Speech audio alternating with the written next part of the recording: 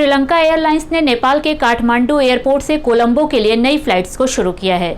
ये पहली बार है जब श्रीलंका एयरलाइंस नेपाल से डायरेक्ट फ्लाइट को ऑपरेट कर रही है।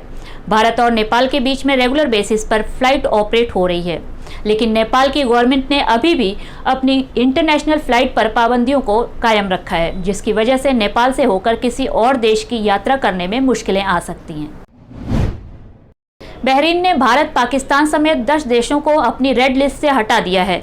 इसका मतलब अब आप भारत से बहरीन की यात्रा बिना क्वारंटीन हुए ही कर पाएंगे। नए नियमों के तहत बहरीन की यात्रा के लिए कोरोना वायरस का नेगेटिव रिपोर्ट लेकर यात्रा करने की अब जरूरत नहीं है, बल्कि बहरीन पहुंचने पर आपका कोरोना टेस्ट जरूर किया जाएगा। बहरीन पहुंचने पर आपका 2 और टेस्ट किया जाएगा।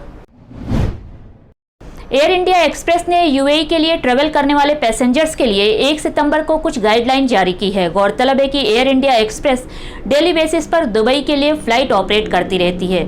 इसके साथ ही शारजा और रसल खैमा के लिए भी air India express flight operate कर रही है।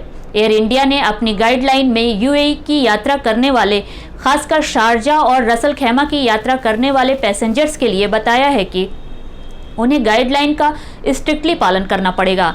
यदि वो रेजिडेंट वीजा के लिए अप्लाई कर रहे हैं तो उन्हें JDRFA से मंजूरी लेनी होगी। WHO द्वारा अप्रूव वैक्सीन में से किसी एक वैक्सीन की दोनों डोज लेनी होगी।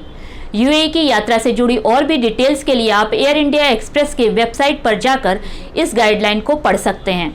यूएई जाने वाले पैसेंजर्स अब आसानी से यूएई की यात्रा कर सकते हैं, क्योंकि यूएई की गवर्नमेंट अब ट्रैवल वीजा होल्डर्स को यात्रा की परमिशन दे रही है। साथ ही रेजिडेंट वीजा होल्डर्स को जिनके पास संबंधित मंजूरी है, उन्हें भी यात्रा की परमिशन दी गई है। जिन लोगों को नया वीजा इशू हो रहा है, उन्हें ICA या JDRFA से किसी भी तरह की परमिशन की ज़रूरत नहीं है।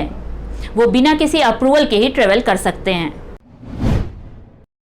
आयरलैंड अपने ट्रेवल रिस्ट्रिक्शन को अक्टूबर तक हटा सकता है, क्योंकि फिलहाल तो वहाँ कोरोना वायरस की तीसरी लहर का डर लोगों को सता रहा है। इसलिए आयरलैंड की गवर्नमेंट ट्रेवल रिस्ट्रिक्शन को हटाने में कोई जल्दबाजी नहीं करना चाहती, लेकिन ऐसी उम्मीद जताई जा रही है कि संभवतः अक्टूबर तक पाबंदियों में छूट मिल सकती है। इटली की गवर्नमेंट द्वारा जारी किया गया ग्रीन पास की वैलिडिटी अब ट्रेन, प्लेन सभी जगहों के लिए कर दी गई है। यदि आपके पास इटली के ये ग्रीन पास हैं तो आप कहीं भी ट्रेवल करके आया जा सकते हैं।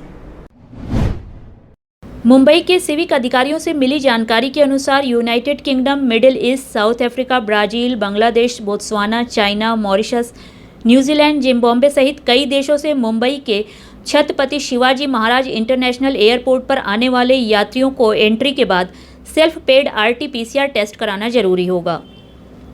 इसके अलावा बाकी के यात्रियों को 72 घंटे के अंदर का RT-PCR टेस्ट पेश करना होगा। सेल्फ डिक्लेरेशन फॉर्म भी जमा करना होगा। 14 दिन होम क्वारंटीन में भी रहना होगा। मुंबई एयरपोर्ट पर RT-PCR टेस्ट की कीमत 600 रुपये यानी कि 30 दिरहम है। ये नियम शुक्रवार 3 सितंबर से लागू हो जाएगा। कोरोना वायरस के नए स्ट्रेन के मद्देनजर ये फैसला लिया गया है।